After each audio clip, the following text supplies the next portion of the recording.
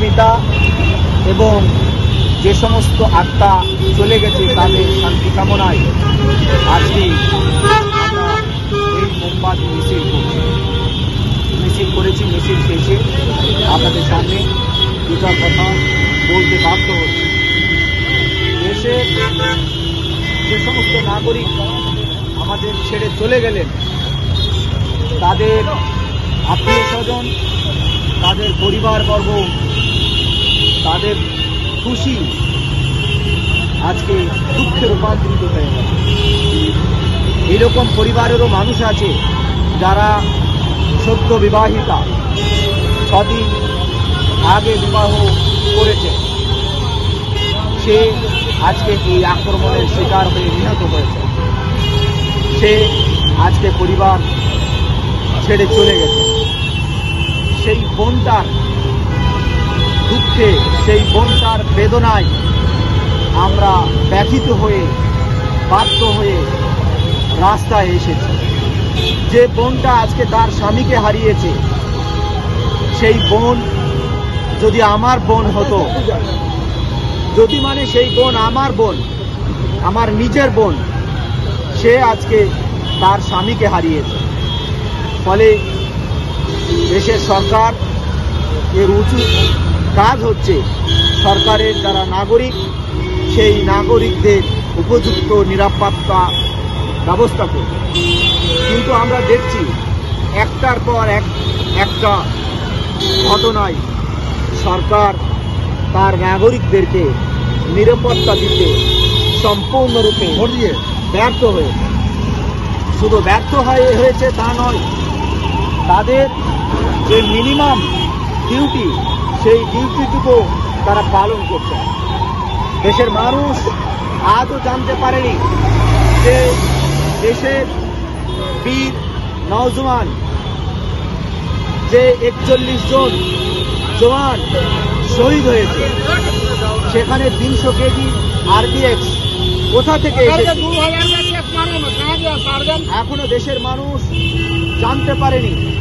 যে এই অ্যাটাকের পিছনে সত্যি সত্যি কার হাত ছিল বলে আজকে যে 28 জন সহনাগরিককে আমরা হারিয়েছি, সেই 28 জন সহনাগরিকের মৃত্যুর দায় কে নেবে?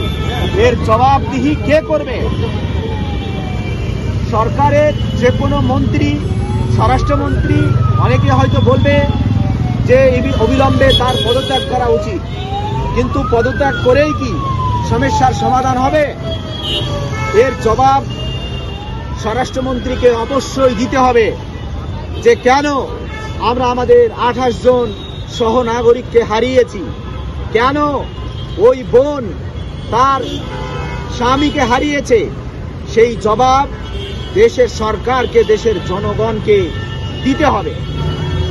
কিন্তু আমরা গভীরভাবে অনুভব করছি একটা জঙ্গি হামলাকে, একটা সন্ত্রাসী হামলাকে ধর্মীয় মেরুকরণে আলোচনা করা হচ্ছে, বিশেষ করে মিডিয়ার পক্ষ থেকে।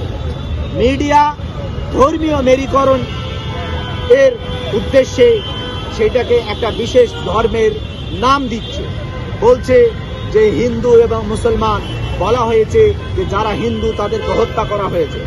যদি যারা হিন্দু শুধুমাত্র তাদেরকে হত্যা করা হতো, তাহলে শাহিদকে কেন হত্যা করেছে সেই প্রশ্নে আমরা যাব। কিন্তু তার পূর্বে কে হিন্দু কে মুসলিম সেটা আমাদের কাছে বড় পরিচয় নয়। আমাদের কাছে বড় পরিচয় হচ্ছে সে ভারত দেশের নাগরিক, সে আমাদের সহনাগরিক। ফলে একজন সহনাগরিককে হত্যা করা হয়েছে। সহনাগরিকের প্রশ্ন আগে, তারপরে তার জাতির প্রশ্ন। কিন্তু উদ্দেশ্যপ্রণীতভাবে কিছু মিডিয়া সেটাকে ধর্মীয় অ্যাঙ্গেলে নিয়ে গিয়ে দেশের ইউনিটিকে, দেশের হিন্দু মুসলমানদের যে একতা, সেই একতাকে নষ্ট করানোর উদ্দেশ্য নিয়েই তারা এই অ্যাটাককে হিন্দু মুসলমানের অ্যাঙ্গেল লাগাতে চাইছে। আমরা পরিষ্কার, যারা এই হিন্দু মুসলমানের অ্যাঙ্গেল লাগিয়ে দেশের নাগরিকদের মধ্যে, দেশের জনগণের মধ্যে বিভাজন করতে চাইছে, তাদের এই বিভাজনের নীতি তীব্র নিন্দা করছি। যে অ্যাটাক করা হয়েছে, এই অ্যাটাক আমরা মনে করি শুধুমাত্র সহনাগরিক হিসেবে ওই 28 জনের উপরের অ্যাটাক নয়। এই অ্যাটাক এদেশের 140 কোটি মানুষের উপরে অ্যাটাক। এই অ্যাটাক এদেশের সংবিধানের উপরে অ্যাটাক।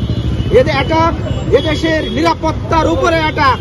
ফলে অবিলম্বে যারা প্রাণ হারিয়েছে তাদেরকে ন্যায় বিচার দিতে হবে, উপযুক্ত বিচার যেন তারা পায়।